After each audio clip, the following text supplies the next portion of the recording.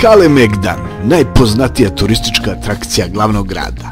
Građen, rušen, obnavljan, dograđivan i ponovo rušen.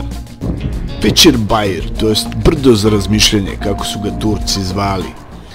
Možda bismo trebali da uradimo neke izmene na njemu. Nekad je pesmica išla ovako. Na ušću dveju reka, Beograd naš se svio. Ljubavlju zemlje cele, voljen je dragi mio. Sad ljubavlju ove nešto manje zemlje bez bivših republika. I uz gunđanje ljudi iz unutrašnjosti kako Srbija radi, a Beograd se gradi. Beograd su prvi počeli da grade Kelti. I da, nije se zvao Beograd, nego Singidunum. I nije bio kod Kalemegdana, nego malo nizvodno, otprilike gde je današnja Karaburma. A na mestu Kalemegdana prvi su počeli da grade, a ko drugi nego Rimljani. Oni su tu podigli svoj vojnički logor, Castrum. Što se tiče rimskog bunara, koji je ukupan u stenovito tlo ispod platoa Gornjeg grada, njega su napravili Austrijanci u 18. veku. Tako da ima bunara samo fora. Rimljanima je bilo zgodno ovo mesto na steni iznad dve reke da gledaju Panonsku ravnicu hoće li se pojaviti varvari odatle. To jest hoće li se Srbi od nekud pojaviti. I jesu se pojavili, ali tek negde u 6. i 7. veku, kada Rimljana više nije bilo tu da stražare. I Srbi nisu zauzeli Beograd, nego su samo prošli pored njega. Srbi su konačno dobili Beogradsku tvrđavu 1867. godine, kada su Turci predali ključeve grada, a o čemu svedoči ova tabla na ulazu u Kalemegdan iz pravca Knez Mihajlove ulice. I baš po njegovom naređenju od tog trenutka započinje preuređenje Kalemegdana u park. A verujem da su sad mnogi skočili da me ispravi da kažu kako su u Srbiji prvi put dobili Beograd za vreme kralja Dragutina 1284. godine. A prvi put glavni grad Beograd postaje 1403. godine, za vreme vladavine despota Stefana Lazarevića, poznatog i kao Stevan Visoki, a poznatog i po tome što mu je ćale bio knez Lazar Hrbeljanović, koji vodiše srpsku vojsku u boj na Kosovu. Evo njegove biste na Kalemegdanu. U to teško vreme, posle bitke, centar srpske države seli se ka severu. Despot Stefan Lazarević je po nekima bio i najsposobniji srpski srednjevekovni vladar, vrstan vojnik i zakonodavac, a uz to bio je izvanredan diplomata. Morao je da bude, pošto je bio uklješten između Turske i Ugarske, a bogami i Vizantije. Krajem 1403. godine on postaje ugarski vazal i od kralja Žigmunda dobija Mačvu i Beograd, u koji smešta svoju prestonicu. Od malog pograničnog i porušenog grada, Beograd biva proširen 10 puta i postaje moderna utvrđena evropska prestonica. Iz tog perioda imamo Despotovu kulu, mesto gde je danas Narodna observatorija, a na njenu vrhu se nalazi teleskop za gledanje zvezda. To je za gledanje pravih zvezda, a za gledanje lažnih zvezda gledajte Zadrugu. Šala mala, ispod Narodne observatorije nalazi se planetarijum, gde možete vidjeti kako izgleda noćno nebo nad Beogradom. To je ova malo čudna zgrada. Ako želi da gleda malo niže od zvezda, sa Despotove kule imaće fenomenalan pogled na Beograd i Kalemegdan. I na Dorćol, na Dunav i Savu, Panonsku niziju, sa druge strane centar grada, zgrada Beograđanke, vidi se i Javala u daljini, mikrofon na Beogradu na vodi. A od ostalih znamenitosti izdvajamo pogled na teniski centar Novaka Đokovića, zatim pogled na sportski centar 25. maj, toga više nema. Onda imamo cveće, imamo ove palme koje nekim čudom preživljavaju, imamo ovaj panoramski točak sa koga takođe možemo da uživamo u pogledu. Imamo šahovske table za naše penzionere, imamo ovaj zid, idealan za guštere i slobodne penjače. Tu je i fontana sa imenom Ribar. Ovo po svemu sudeći nije neki savski ili dunavski alas, pošto se oni ne bore sa ovakvim nemanima, nego sa smuđevima i šaranima, eventualno ponekad neki som. Skulptura je rad Simeona Roksandića s početka 20. veka, a usled čudnog spleta okolnosti, ista ovakva statua se nalazi na Jezuitskom trgu u Zagrebu. Evo i spomenika zahvalnosti Francuskoj zbog njihove pomoći u Prvom svetskom ratu, rad slavnog Ivana Meštrovića, postavljen 1930. godine. Za vreme bombardovanja 1999. godine bio je prekriven crnom tkaninom i pretvoren u spomenik nezahvalnosti Francuskoj. Mada legenda kaže da je francuski predsjednik Jacques Chirac spasio beogradske mostove od rušenja, što bi se reklo, hvala mu i za toliko. A evo i česme u znak zahvalnosti japanskom narodu. Zahvalnost je za donacije koje je dobio grad Beograd. Godine 2003. dobili smo 93 zglobna autobusa, što je tada zaista značilo. Za Japance jedno veliko arigato. Na košarkaškim terenima na Kalemegdanu nalazi se i ovaj nedavno postavljeni spomenik utemeljivačima srpske košarke, u znak sećanja na našu košarkašku reprezentaciju koja se kvalifikovala na prvo svetsko prvenstvo 1950. godine u Buenos Airesu, a posle utemeljivanja sledila je dominacija srpske košarke. Plansko uređivanje Kalemegdana je počelo 1890. godine. Tada je vojska predala park Beogradskoj opštini. Ondašnji predsjednik opštine, Nikola Pašić, odobrio je prvi kredit za uređivanje Kalemegdana od 10.000 tadašnjih dinara. Godine 1905.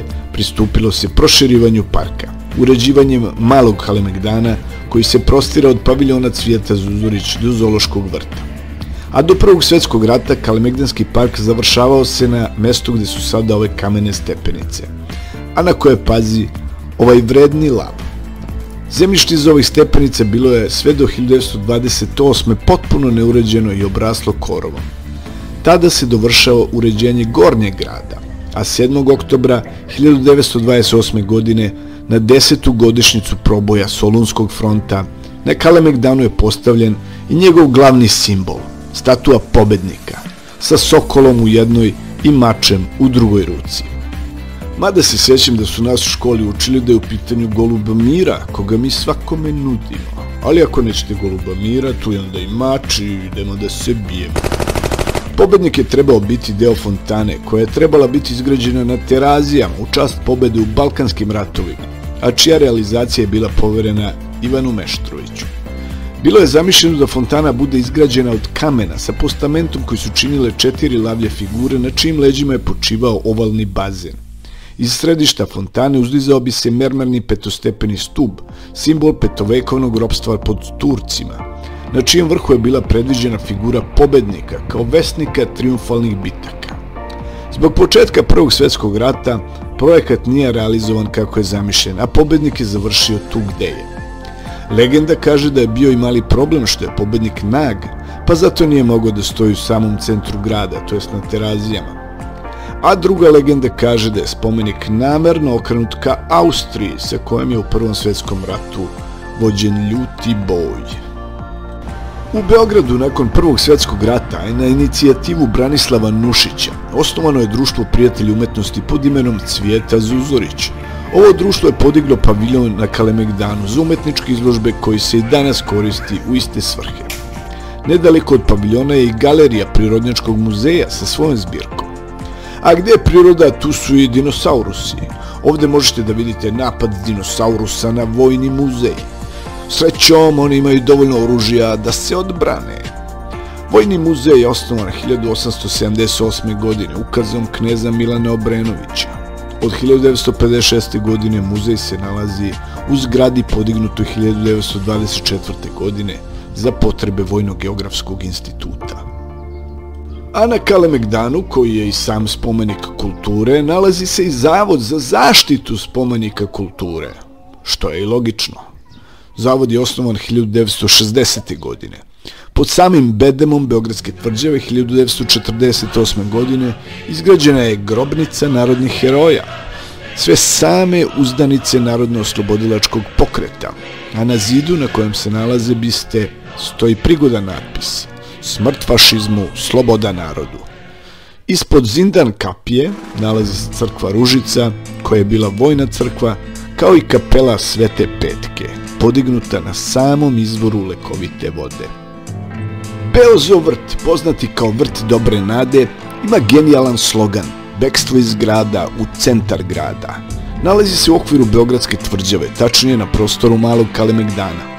Osnovan je 12. jula 1936. godine i to je najstariji i najveći zoološki vrt u Srbiji. Vrt poseti više od 400.000 posetilaca godišnje. Ako ne veruje, neka pogleda ovaj red za karte. Prvi stanovnici vrta bili su lavovi, leopardi, beli i mrki medvedi, vukovi, nekoliko vrsta majmuna, a danas vrt je poznat po svojoj kolekciji belih životinja, prvenstveno belih lavova. Beograd je zbog čestih primjera jedno vreme čak posjedovao najveći broj belih lavova u zatočeništvu na svetu. Američki aligator Muja je zvanično najstariji živi aligator na svetu. On je 1937. godine stigao u Beograd iz nekog zoološkog vrta u Nemačkoj. On se ne mrda mnogo, to izgleda trik za dug život. Beogradska tvrđava predstavlja gradsko utvrđenje oko koje se razvio današnji Beograd. Tvrđava se nalazi na vrhu 125 metara visokog grebena i uvek je imala značajan strateški položaj u okviru celokupne jugoistočne Evrope. Smeštena je na granici Panonske nizije i Balkanskog poluostrva i raskrsnice putnih pravaca koji su od davnina povezivali Carigrad i Solun sa unutrašnjošću evropskog kontinenta. Pored kopnenih puteva koji se na tom mestu spajaju, na njemu se ukrštaju i plovni putevi oličeni u Savi i pogotovo Dunavu, koji predstavlja najznačajniju evropsku reku. Beogradska tvrđava je mesto gde se vodilo mnogo bitaka i tvrđava je često menjala svoje vladare. Osim Srba njom su vladali Rimljani, Goti, Vizantijci, Turci, Bugari, Ugari, to jest Mađari, Austrijanci, napadali su je i rušili i Huni, i Avari, i Nemci, pa čak i saveznici u Drugom svetskom ratu. Mađari su rušili Beograd pa su od njegovog kamena gradili Zemun, pa bi ih pobedili Vizantijci i uzeli taj isti kamen i opet gradili Beograd. Najviše u gradu ulagao despot Stefan Lazarević, kome je to bila prestonica. Tako da je on bio taj koji je obnovio i zidine donjeg grada i izgradio ratno pristanište na Dunavu, koja je čuvala kula kasnije prepravljena u kulu Nebojšu. Gornji grad je opasan sistemom dvostrukih bedema sa dubokim suvim šancem ispred grada. Tu se danas igra tenis. Zindan kapiju nije napravio Bajaga, nego su je dogradili Mađari u periodu od 1440. do 1456. godine kako bi ojačali prilaz despotovoj kapiji, koja je tada predstavljala glavni ulaz u gornji grad. Inače, svi mostovi na Kalemegdanu su bili drveni, da bi se lakše mogli zapaliti i time sprečiti prodor osvajača. Treća turska opsada Beograda bila je uspešna. 1521. godine turski sultan Sulejman Veličanstveni osvaja ovu našu veličanstvenu tvrđavu, a zatim pobeđuje ugarsku vojsku na Mohačkom polju, ali ne uspeva da osvoji Beč. Austrijanci uspevaju da osvoje tvrđavu 1688. godine i počinju sa opsežnom obnovom i preradom iz srednjovekovnog u artiljerijsko utvrđenje. Kroz ceo 18. vek tvrđava menja vlasništvo između Turaka i Austrijanaca, a tokom jednog njihovog sukoba u bombardovanju biva pogođen barutni magacin smešten u despotovom gradu, što je izazvalo veliku eksploziju u kojoj je stradao gotovo ceo despotov grad. A 1807. godine Karađorđe uspeva sa svojim ustanicima da osvoji grad i drži ga do sloma ustanka 1813. Turska reč Kale znači tvrđava, turska reč Megdan znači mesto gde se vode bojevi. Konačno, od 1867. godine ključevi grada su predati knezu Mihajlu i utvrđenje više nema vojni značaj. Od tada Kalemegdan više nije ta tvrđava oko koje se vode bojevi, nego postaje park i može najzad malo da se odmori. Kalemegdan je vremenom postao mesto za uživanje u šetnji i pogledu na grad, reke i ravnicu. Mesto za turiste da prošetaju pored Sahat Kule ili Stambol kapije. Mesto za decu sa igralištima, zovrtom i lunaparkom. Mesto za zaljubljene sa sinovitim klupama i romantičnim zidinama. Mesto za šetače, penjače, penzionere, kokičare i blejače, tetke što prodaju goblene i trgovce suvenirima koji nude novčanice od 500 milijardi. Kalemegdan je svakako mesto gde je svako od nas koji živimo u Beogradu često dolazi u raznim povodima i koje na neki način smatra svojim. I svako od nas koji živimo u Beogradu može uvek da dođe do brde za razmišljanje, da se zagleda u daljinu i da pusti svoje misli da teku. Na potpuno isti način, kao što su to radili svi ljudi koji su tu živeli u prethodnih 20 vekova. Hvala na gledanju, nadam se da vam je ovaj video bio zanimljiv i od neke vrednosti za vas. Molim vas da ostavite vaše komentare kao i da like, share and subscribe.